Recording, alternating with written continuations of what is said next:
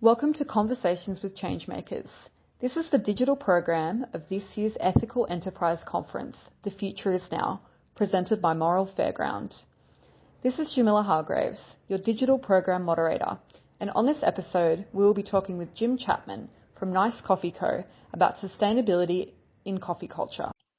And today we're chatting with Jim Chapman, founder of Nice Coffee Co. It's great to have you on today, Jim. Yeah, no, not a problem. Thanks for having me. So we are looking at social impact business and creating sustainable changes through a cup of coffee. So how did you come up with Nice Coffee Co? Yeah, great question. So I think, yeah, my story really dates back to when I was quite young, and my parents actually kind of uprooted their lives here in Australia and moved over to Africa. So yeah, that really opened my eyes as a youngster, who was, just doing schooling here in Oz, but then going over to Kenya in my school holidays and seeing just the other side of the world, and exposed to just absolute poverty, really. Um, yeah, I guess over the years going back and forth, it kind of, yeah, I guess it changed my perspective, changed my life even. Um, and then, yeah, over the years, my dad got quite involved with this school. The school's in Kibera slum, which is the largest slum in Africa. And yeah, I really enjoyed getting involved and skip forward many years studying a business degree back here in Australia. Um, I came across this idea of a social enterprise. I think and yeah, researched it. I went straight to the uni library and borrowed books on what a social enterprise is, how to start one, and I thought, geez, like there's no better way of getting involved with it than starting my own social enterprise.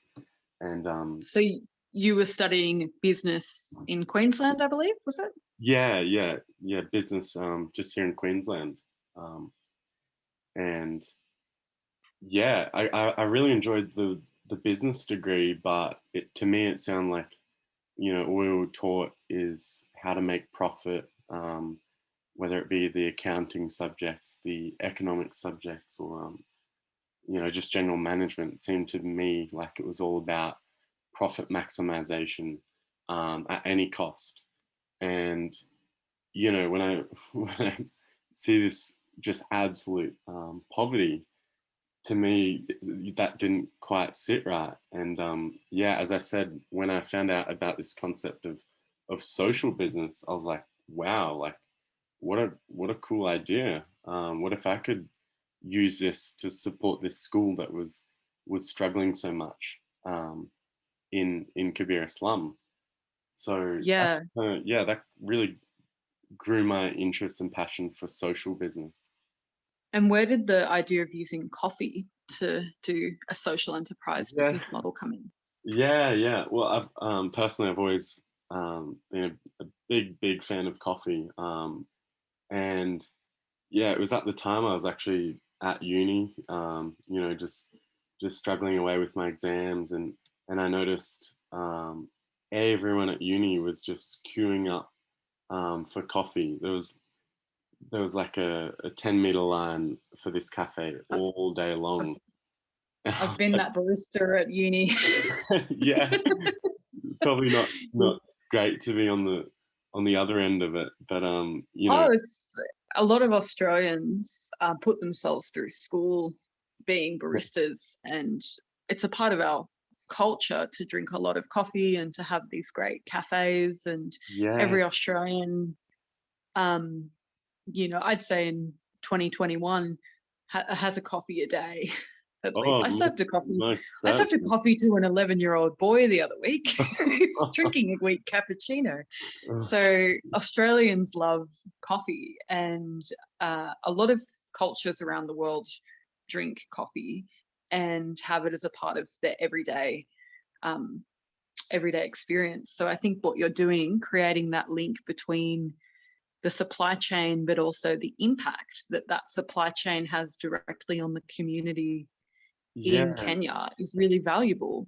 Yeah, no, you're exactly right. And in my early research, I found it so fascinating that the majority of coffee in the world is grown in regions like Kenya, or Brazil and other third world Yeah. nations, So but the majority is consumed, by us in the West, which is just it's so fascinating.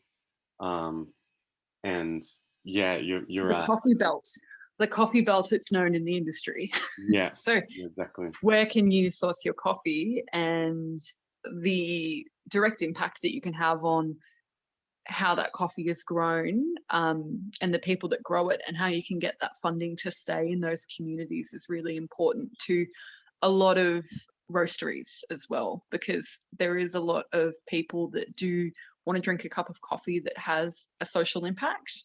Yeah, And I know that as someone that I personally drink a lot of coffee, but I'm always looking for what's the social impact, as well as, as well as the flavor, because the flavor is really important. But if you're going to be drinking 2 cups of coffee a day, how can that dollar be then given back to those communities that would really benefit from having that social enterprise model? yeah, no, it's spot on. And I think where we I guess differ from maybe some other roasteries is that we don't necessarily invest our money back into the growers. Um, we Mm-hmm. are we're really focused on education. So supporting education in the early years, and we notice, you know, how it can play a huge role in breaking this cycle of poverty. Um, so yeah, we focusing all of our profits and our energy on this school in Kibera, Mm-hmm. so that they don't receive any government funding, and you know very reliant on people like us to help them grow and support their school community. So that's kind of yeah, that's where our impact side ties in. Yeah, fantastic. Can you tell me about some of the teachers that work in Kenya that you're supporting? Yeah, for sure. So we've got 11 teachers at the moment that we're funding, and they're all incredible. But at the end of the day, we're the teachers are very underpaid and underfunded. And one of our goals of this month actually has been to increase that salary that we can pay them to a, I guess, a living wage. So we actually did I think a little social media campaign the other day, which compared one of our teachers at St John's School to a teacher here in Australia, and we did this comparison with a number of coffee beans on a table, um, and it really put it into perspective, the sort of difference. And I mean, obviously the living costs over there are a fraction of here in Australia, but yeah, it still doesn't compare, and it did shock a lot of people in our community, and we actually got a lot of people and teachers here in Australia on board with our monthly coffee delivery, or getting coffee delivered to their office, because That, yeah, yeah, that's it was great. The idea of such teachers in Australia drinking coffee to support teachers in Kenya. yeah, exactly. Um, I love that momentum. Do you have a favorite? How do you drink your coffee? I'm very basic. I just go from a standard flat white. Yeah, so I'm basic as well. I my favorite coffee drinkers are flat white drinkers. Yeah, but we're seeing a lot. I guess the industry is evolving, and like, I think alternative milks are on the rise for sure, and Yeah, people are there's exploring and getting seven creative. different there's Yeah. 7 different alternative milks that I work with Wow. in Wow. Melbourne cafes at the moment. Amazing. Yeah, so we've got lots of different options for people. So when someone comes in and orders a flat white, I think, what a legend. They kept it simple. Yeah, so it's a big part of obviously living in Melbourne, and I've been to some really great cafes around Brisbane as well. Mm. So do you distribute locally to the Brisbane market? Yeah, so we started quite localized, I suppose, servicing Brisbane offices and cafes. And then about a year in, we formed an incredible partnership with our roasters, who have really allowed us to distribute our beans, as well as, you know, machines for cafes and offices right around Australia. Um, so we're doing equipment and coffee for Sydney, Melbourne, Cairns, and then servicing, you know, households anywhere in Australia. So that's been a really exciting, I guess, step in our growth, being able to distribute nationally. Yeah, that's fantastic. So people can then get a coffee supply from you directly and then distribute that coffee in Melbourne, Sydney, and Brisbane and other parts of Australia. That's Yeah, fantastic. yeah. So we're able to do, you know, machine servicing, repairs, installs. In Melbourne, where coffee is so big, we get a lot of orders from Melbourne, which is just amazing. You know, despite Melbourne, even based in the lockdown, we've kept the cafes open to serve coffee. and essential. It's an essential. It's definitely a part of the city's landscape, is to have really good coffee available, and the more we can do to have the coffee supply chain be sustainable, the better. Because once you're creating that purpose behind, you know, just drinking a cup of coffee, yeah, it's, you know, a lovely part of your day, but it's also creating change in the community where it needs to be, and supporting children in Kenya through education is just such a fantastic purpose for Nice Coffee Co. to be orientated towards. No, thank you. Yeah. Is there any way that we can further support you? Did you want to say anything for our listeners to hear about what they can do to support the Nice Coffee Co.? Oh yeah, I mean, like, definitely reach out if you've got any questions. We're always looking for more offices and households to make the switch and jump on board with our coffee. But by all means, it's great to have, you know, so much support in the social enterprise sector.